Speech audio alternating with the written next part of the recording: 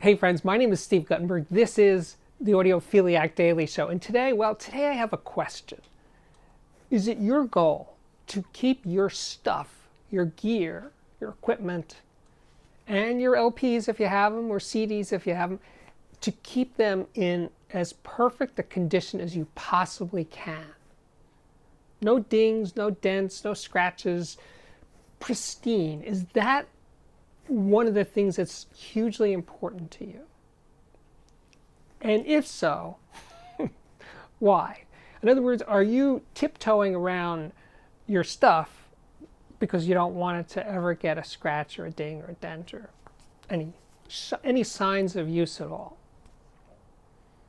You know, when I was a kid, a long time ago, in the 1950s, my father had a color TV.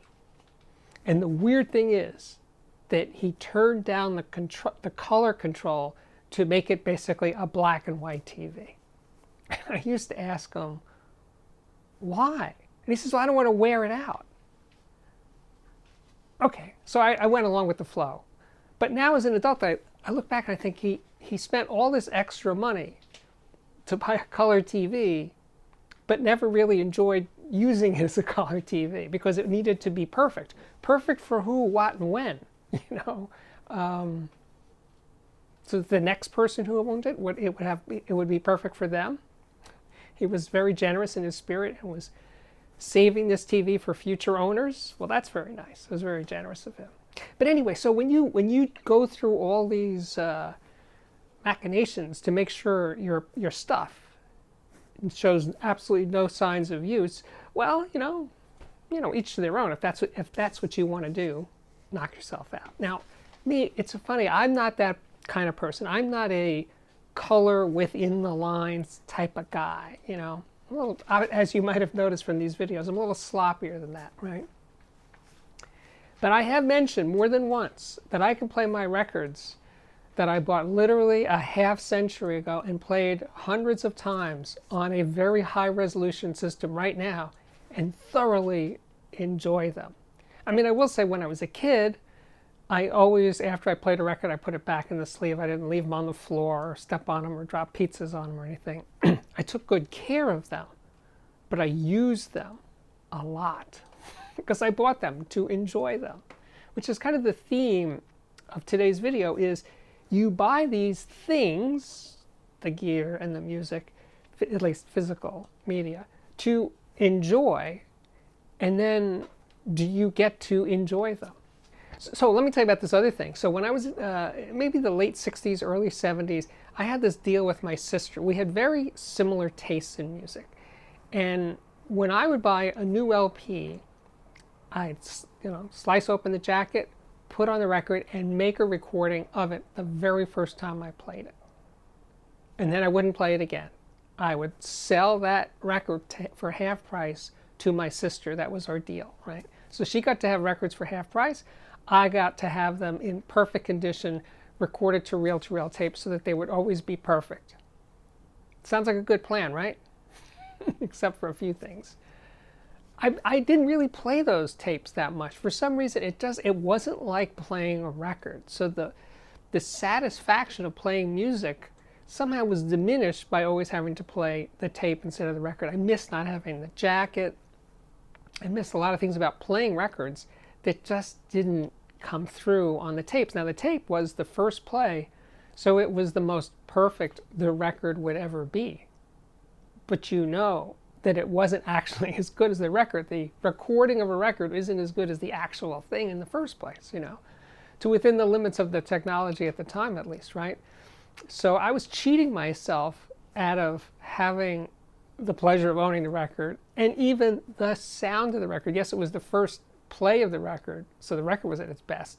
But this whole thing about records wearing out from repeated plays, I really don't buy that. I mean, as I've said, I played some of these records hundreds of times. They don't sound perfect like they did in the beginning, but they sound really good still. So that's the theme of today's episode, is this striving for perfection or pristine and never showing signs of wear or human contact. Well, Why? What is it for? Who are you trying to satisfy? I mean, obviously, we're built differently, right? We have different goals in life and how we interact with our surroundings, right? I get that.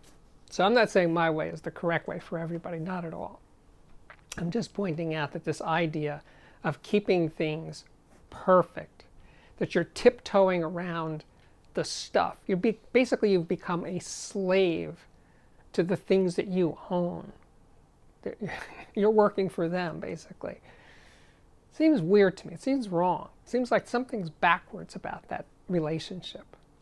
So yeah, please don't misunderstand where I'm coming from. I'm not suggesting that you treat them in a haphazard way or, no, your stuff. No, take good care of it.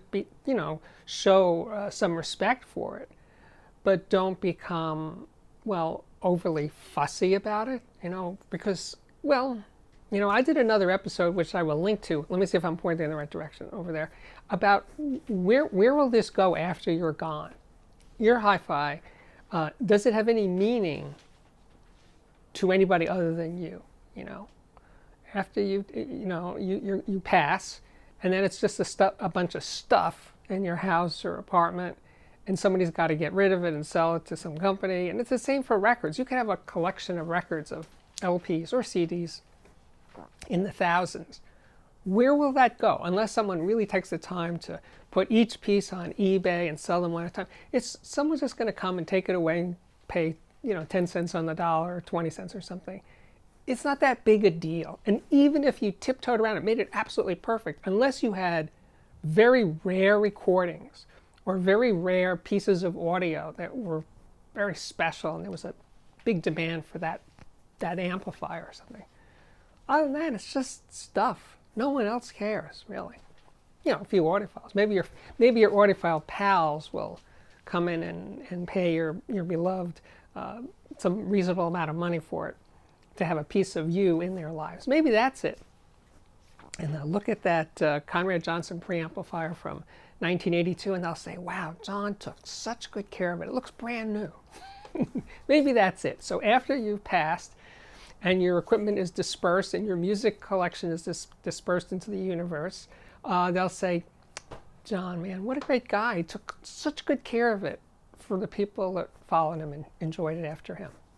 And maybe they'll do the same. Maybe they will keep it in pristine condition so that it can be passed on generation through generation through generation to people far into the future, enjoying you, John's collection, John's system.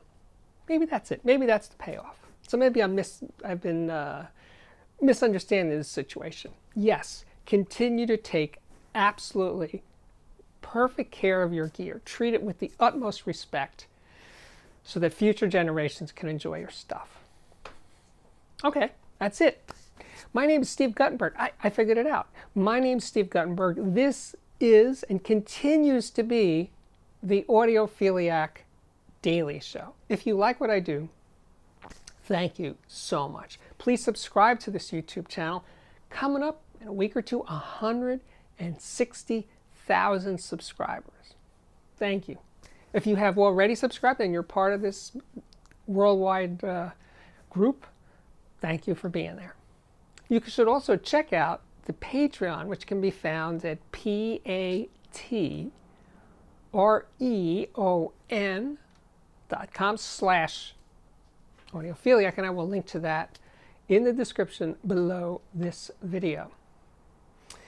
But what else? Well, we got playlists, as I point out once or twice. Playlists for speaker reviews, which aren't so pristine after I review them, after I've opened the box and put them on stands and connected and anyway, speaker reviews, electronics reviews, music reviews, which are usually virtual, headphone reviews. Headphones, are they absolutely pristine after I review them? No, not a good piece. Anyway, yeah, so we got that stuff and interviews with so many incredible people in the business and audiophiles from at least all over New York City. Anyway, I think my work here is at last complete, so thank you again for watching. And I really do hope to see you back here again very, very soon. Bye-bye.